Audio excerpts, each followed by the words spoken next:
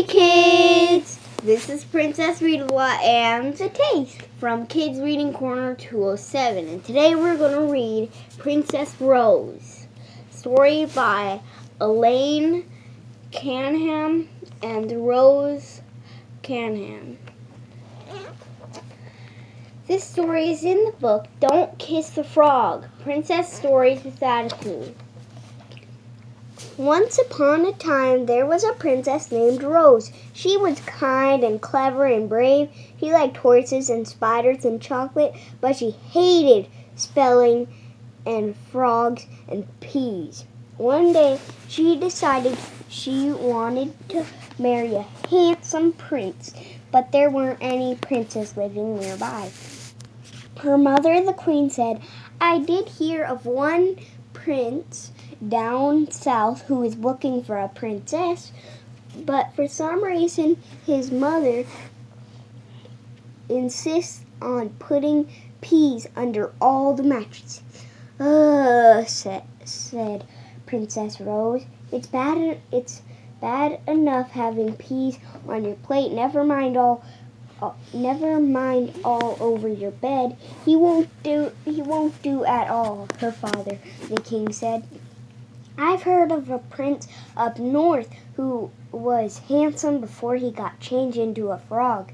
You'd need to kiss him, though, to get him back to normal." "Yuck," said Princess Rose. No way. He'll have to find somebody else." Her little brother, Prince William, said, "Well, you're not marrying me. Girls are awful. Get real," said Princess Rose, and she decided to put an ad in the paper. "Wanted, nice prince. Must have good manners and be kind to animals. Must like chocolate." But nobody replied. "I can't keep waiting like this," she said and sighed. "I will just have to go and find a prince." So she saddled up her horse and packed her lunchbox, and off she went. She spent the entire afternoon looking for a prince, but she didn't find one anywhere. Then it got dark, so she had a sleepover at her friend Rapunzel's tower. "I wish I could go and look for a prince," Rapunzel said with a sigh. "But I have to wait here and let down my hair every time someone calls. I'm sure it's not good for my roots. I'd like to have short hair and dye it blue." "Never mind," said Rose. "I'm sure someone else will be along to free you, and then you'll be able to go to a hairdresser." The next day, Rose said goodbye to Rapunzel and continued her search. She went up hill and down dale, and over yonder and hither and thither.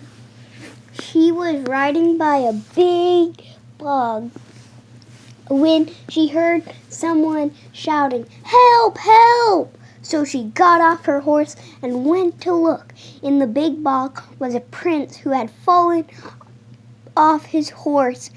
He was covered in mud. "Hang on!" shouted Princess Rose. "I'll have you out in 2 ticks." So she tied a rope to her horse and threw the other end to the prince. And when he caught it, she asked her horse very nicely to pull him out. And when the prince squeakily stood before her, she said, "I'm looking for a prince to marry. You look nice. What do you think?" But the prince replied, "I can't. I'm going to see another princess, and I'm taking her a special gift of chocolates. I must get going before they melt." "Oh," said Princess Rose. "Bother." The prince shrugged. "I must go before I fall in love with you instead, which wouldn't be fair to the other one." And then he looked deep inside her eyes and said tenderly, "Do you think you have a spider in your hand? Do did you know that you have a spider in your hair? And he took it out and put it gently on a book. And then he got on his horse and rode off, and they spent a long time waving goodbye to each other. When he finally disappeared over a hill, she got on her horse and went looking for a prince. But in the entire afternoon, she didn't see a single one. The night she stayed with the 3 bears. That night she stayed with the 3 bears. "Oh, if it's princes you want," said Papa Bear. "I saw a few at Sleepy Beauty's castle yesterday trying to hack their way through the undergrowth." They're very silly," said Mama Bear. "I don't know why they're using a decent weed killer. I don't know why they just don't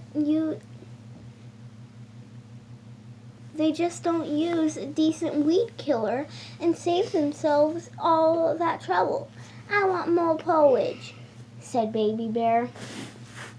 The next day, Princess Rose went sadly home. "I did my best," she said to her mother and father, "but there's just no princes anywhere. I think I'll have a bath and put on my nightgown and go to bed." "Are you kidding?" said the king. "Don't be silly," said the queen. "There are millions of princes in the throne room," said Prince William. "They've come here all because of your ad. It's just taken them a while to get here." So Princess Rose ran to the throne room, and all the princes were there were 120 of them, immediately fell in love with her and got down on their knees and asked her to marry them all at once. The noise was incredible. "Goodness," said Princess Rose. "That's me," said a voice, and one of the princes stood up. "Prince Goodness, at your service."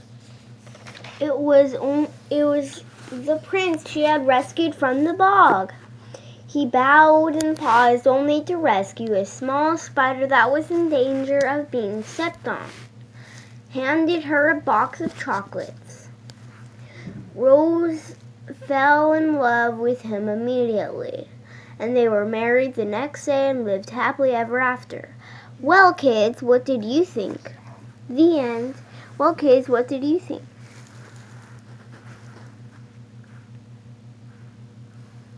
Well, what did you think, the taste? I loved how she was searching for princes and she couldn't find the right one, and at the end of the story she found the prince that she had saved from the bog that was now in love with her. What did you think of it, Princess Readalong? I liked it because I liked how I liked how she was searching for a lot of people, and it involves like Rapunzel in it. And my favorite part was where she was at the 3 little bears' house.